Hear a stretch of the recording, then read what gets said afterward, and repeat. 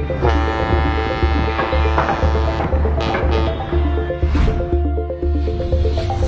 Panama Canal is the most important waterway on Earth. It turns this journey into this, and it brings the United States closer to both Europe and Asia. The marvel that is the Panama Canal is both narrow and short, and yet every year, about 14,600 ships pass through its locks. Here is how. Canals have existed in some capacity for nearly all of human history. As traveling by boat is one of the most ancient modes of transport, it's no wonder that ancient engineers figured out a way to connect two bodies of water together, creating new, more efficient shipping routes. However, the construction of the Suez Canal in 1869 set a new precedent for what was possible, a pathway connecting two seas together. With the Mediterranean Sea and Red Sea now connected, governments throughout the West set their sights on connecting two even bigger bodies of water together, the Atlantic and Pacific Oceans.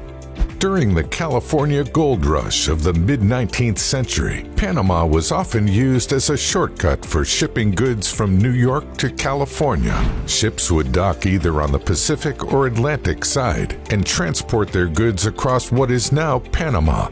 Eventually, a railroad was built to make the shortcut more efficient. The French had different plans, though. In 1881, work began on building a sea-level canal similar to Egypt's Suez Canal. However, a combination of poor planning and inefficient design led to France failing to make any meaningful headway into constructing a canal.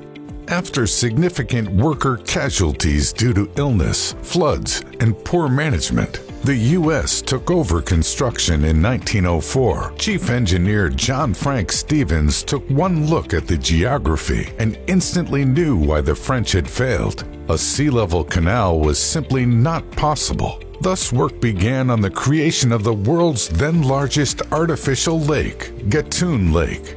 By damming the nearby Chagres River, engineers created the artificial lake to function as a water reservoir system, 85 feet above sea level. This would work in conjunction with a series of canal locks to raise and lower ships as needed as they passed through the canal. Further expansion projects would then ensue as the ship traffic passing through the canal steadily increased throughout the years. So how does the Panama Canal work? As a cargo boat nears the canal's approach channels from the sea, several tugboats come to greet it. The tugboats attach a tow line to the cargo ship and move them into alignment with the canal lock's narrow entrance. Once a cargo ship is firmly within a lock, a tugboat remains behind to keep it in place. The lock gate behind it then shuts, while the lock gate ahead gradually opens, displacing water at a steady pace, thus raising the ship so that it can then enter the next lock, where it will eventually join Gatun Lake. Ships are protected by rubber fenders installed along the lock's sides, preventing them from scraping or chafing as they pass through. They then cross Gatun Lake towards a different set of locks on the other side, where the process is repeated. It is crucial for this process to be gradual, as this keeps the water flowing at a manageable rate. The average amount of time it takes for a ship to pass through the Panama Canal is about 11 hours, with most of that time spent waiting for other ships to pass. As the canal's locks functioned as gates for ships to pass through, building additional locks was the first order of business when the Panama Canal was expanded during the late 2000s. As of 2021, the Panama Canal features 4 separate sets of canal locks for ships to pass through: the Gatun and Agua Clara locks, facing the Atlantic, and the Cacholi and Miraflores locks facing the Pacific. The original locks measured 110 feet wide and 1,050 feet long, and could fit ships up to 965 feet in length and 60 feet in beam. Ships built with specifications that would fit through the canal were dubbed Panamax-class ships. They could fit up to 5,000 standard shipping containers on board.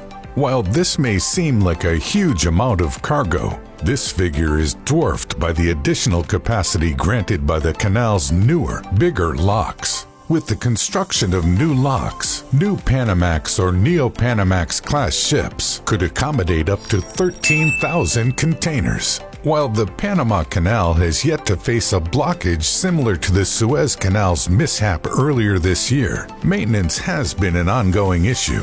The estimated annual cost to maintain it has been quoted to be as high as $350 million.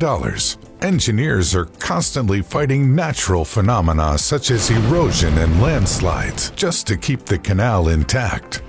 Over its century of service, the Panama Canal has ferried an innumerable amount of cargo between its narrow straits.